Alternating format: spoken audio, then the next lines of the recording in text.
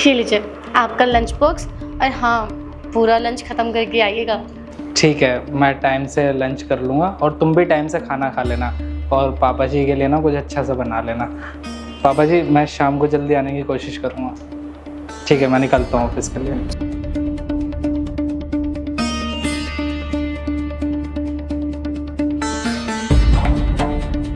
तेरी तबीयत तो ठीक है ना बेटी? हाँ पापा, मेरी तबीयत तो बिल्कुल ठीक है। तू मेरी बेटी सृष्टि है ना? हाँ पापा, मैं आपकी बेटी सृष्टि ही हूँ। आप ऐसे क्यों पूछ रहे हो मुझसे? तू सही बता, सृष्टि है ना? मैं कोई सपना तो नहीं देख रहा?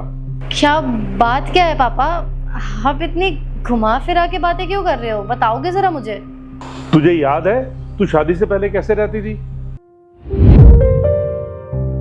अरे बिटिया, 11 बज गए, उठो, कॉलेज नहीं जाना? अरे पापा सोने दो ना, मुझे नहीं जाना। बेटे 11 बज रहे हैं, उठो। बजने दो, मेरे को नहीं जाना कॉलेज, सोने दो प्लीज। पता नहीं क्या होगा इस लड़की का, 11 बजे तक सोई रहती है। शादी के बाद कैसे मैनेज करेगी ये घर में, भगवान ही जाने।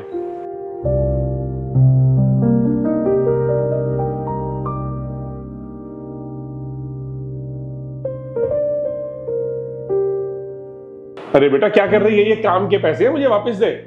पापा क्या मुझे पैसे नहीं चाहिए? मेरे को ना काम से जाना है अपने दोस्तों के साथ, आज पार्टी करनी है, तो मुझे पैसे चाहिए ना। बेटा इतने सारे पैसे? तो क्या हुआ पापा, क्या इन पैसों पे मेरा हक नहीं है? अगर मैं ये पैसे खर्च नहीं करूंगी तो और कौन करेगा? चल ठीक है, कोई बात। हाँ ठीक है। और हाँ पापा, मैं ना अपने दोस्तों के साथ बाहर पार्टी करने जा रही हूँ और थोड़ी सी शॉपिंग करने भी जाऊंगी, तो मुझे आने में लेट हो जाएगा। ठीक है, बस अपना ध्यान रखना और टाइम पे आना। बाय। तू वही सृष्टि है ना जो सुबह 11 बजे से पहले उठती नहीं थी, जिसे बेड पे ही चाय चाहिए होती थी, नाश्ता भी बेड पे चाहिए होता था, और हम तो ये डरते थे कि कहीं किसी काम वाले से, किसी नौकर से कोई गलती हो गई तो तू बर्तन तोड़ देगी, पूरा घर सर पे उठा लेगी। और यहां तो मैं उल्टी गंगा बहते हुए देख रहा हूं। अभी 11 भी नहीं बजे और तूने घर के सारे काम कर दिए, तूने नहा भी लिया, तूने नाश्ता भी बना दिया, तूने राहुल को ऑफिस में भेज दिया लंच तैयार करके।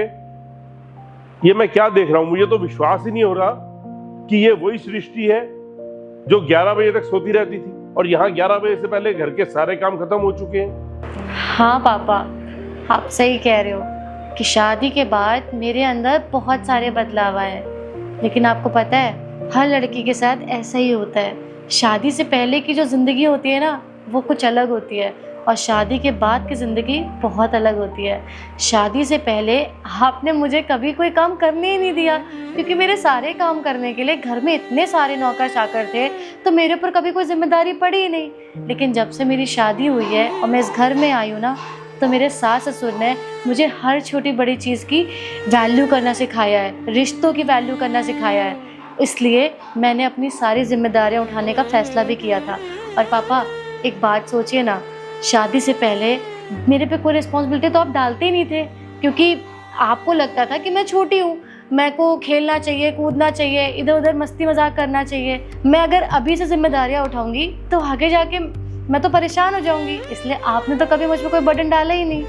तो आपको इसीलिए लग रहा होगा कि अब मैं कैसे अपने ससुराल की रिस्पॉन्सिबिलिटी संभाल रही हूँ, कैसे सब कुछ मैनेज कर रही हूँ।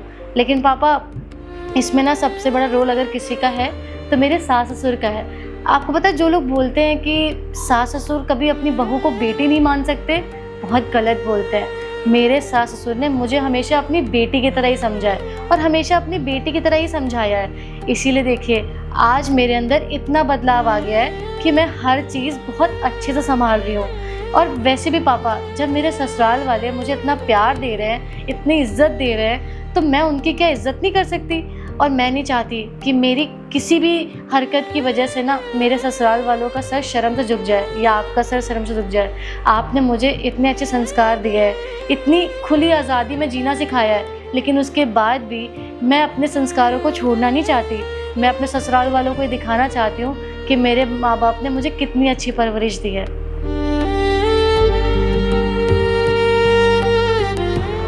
अरे पापा क्या हुआ, आप रो क्यों रहे हो? कुछ नहीं बेटा, ये खुशी के आंसू है।